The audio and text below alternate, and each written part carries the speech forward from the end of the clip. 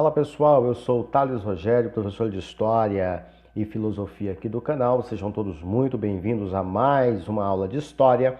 E hoje nós vamos falar um pouco sobre História do Brasil e o nosso tema é Getúlio Vargas, um dos homens mais importantes para a história do Brasil, um presidente, um político fantástico. E hoje nós vamos entender um pouco mais como que se deu a política de Getúlio Vargas. Eu vou dividir essa aula em duas etapas. Nessa primeira aula nós vamos estar falando sobre o governo provisório, o governo constitucional, e em outro momento eu voltarei falando sobre o Estado Novo, que é o último momento da política de Getúlio Vargas.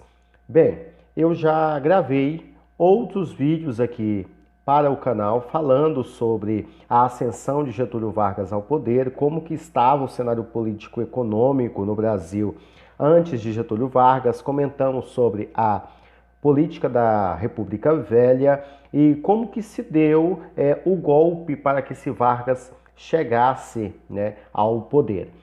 Hoje nós estaremos falando um pouco sobre o governo dele na íntegra. Então, depois de liderar a revolução que pôs fim à República Velha, que era atuante no Brasil, no ano de 1930, Getúlio Vargas assume o governo e conduz o país durante um período caracterizado por um forte desenvolvimento industrial e ampliado também por leis trabalhistas que anteriormente não tinham no Brasil. O seu governo, que durou até 1945, foi marcado pelo Estado Novo, que foi um período onde Vargas atua com mãos de ferro, com autoritarismo, e trouxe até mesmo a personificação mítica da figura do presidente, que usou aí de meios comuns, totalmente planificado a todo mundo, onde todos iam às ruas em busca da volta de Getúlio Vargas. Isso aí nós temos na história como populismo, Ele se tornou tão popular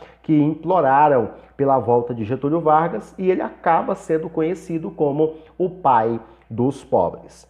O primeiro governo que faz parte da atuação de Getúlio Vargas no poder acontece em 1930 a 1934, que nós chamamos de governo provisório. Uma das primeiras medidas de Getúlio Vargas ao assumir a presidência foi nomear interventores que ocuparam o lugar de governadores dos estados.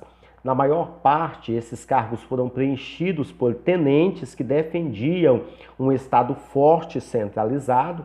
A indicação de um tenente vindo do Nordeste como interventor de São Paulo, associado à indefinição do prazo para a realização de uma nova eleição constituinte, trouxe uma oposição à oligarquia paulista, contra o atual governo liderado por Getúlio Vargas. E em uma manifestação contra o governo patrocinada por opositores aí, que nós temos como o MMDC, que são os estudantes Miragaia, Martins, Drauzio e Camargo, que foram mortos por forças policiais.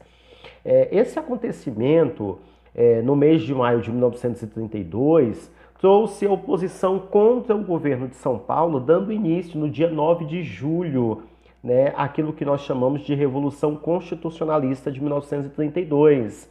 Inclusive em São Paulo, o dia 9 é feriado na cidade por causa desse momento. O movimento ele ganha força nas ruas da capital e nas cidades do interior paulista e contou com o apoio de indústrias, de estudantes e de intelectuais e também políticos ligados à velha república. A luta, porém, acabou restrita a São Paulo, já que Minas Gerais e o Rio Grande do Sul não efetivaram, como havia prometido, um forte apoio, uma forte aliança. Os revoltosos acabaram derrotados e a Revolução Constitucionalista tornou-se totalmente sufocada, deixando um saldo de aproximadamente 633 paulistas mortos. A tentativa de oligarquia paulista de colocar abaixo a política de Getúlio Vargas e tornar ao poder, sob o pretexto de reconstitucionalização do país, se tornou fracassada. Um outro evento que nós temos é o governo constitucional, que dura nos anos de 1934 a 1937, né? Exatamente no ano de 1934 foi promulgada uma nova Constituição. Essa Constituição tinha um caráter liberal, estabelecia o princípio federativo, mas a União passava a ter mais influência nas decisões econômicas e social. As riquezas do subsolo e as quedas d'água foram nacionalizadas, assim como os bancos e as seguradoras, e a Carta Magna, então a Constituição, instituída como importante mecanismo de proteção ao trabalhador, como a justiça do trabalho, o salário mínimo, a jornada de 8 horas diárias, férias remuneradas e o descanso semanal.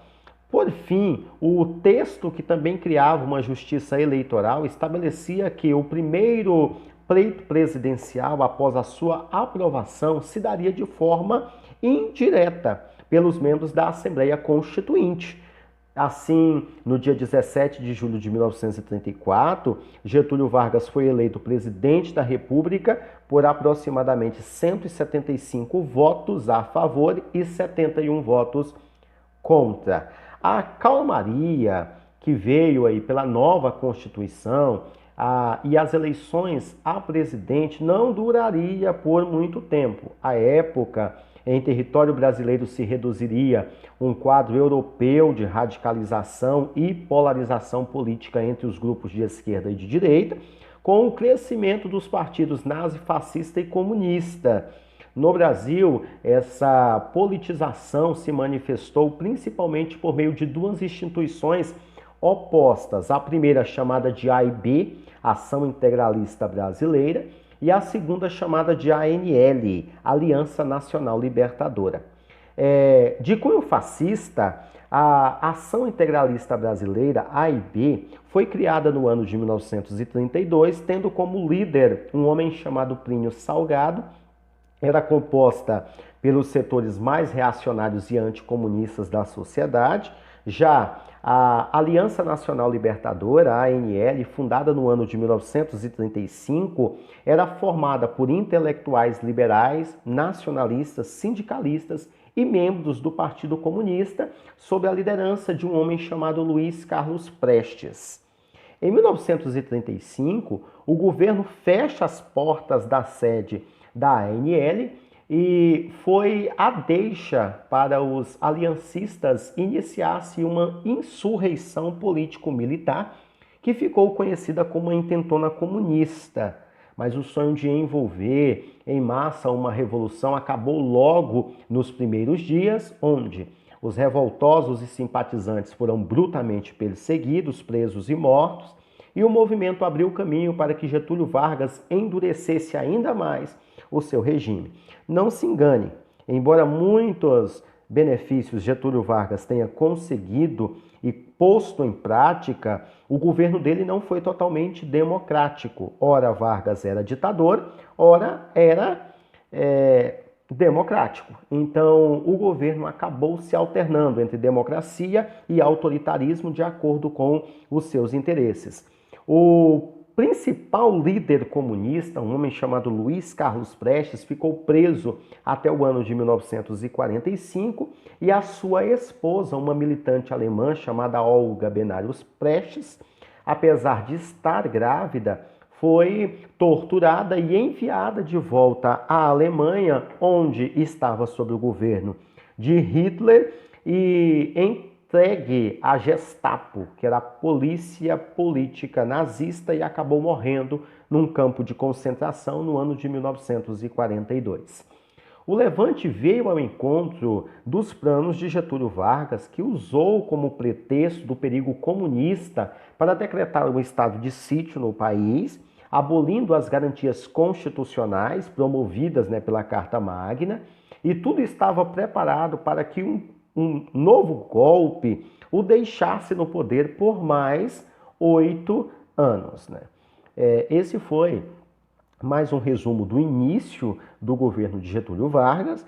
Voltaremos em um outro momento com mais uma aula sobre a história do Brasil, Getúlio Vargas, e abordaremos assuntos relacionados ao Estado Novo. Muito obrigado. Se esse vídeo merece o seu like, por gentileza, deixe. E se você ainda não se inscreveu no canal, isso me ajuda muito. Compartilhe também esse vídeo, que compartilhar informação e conhecimento não custa nada a ninguém. Obrigado, até a próxima.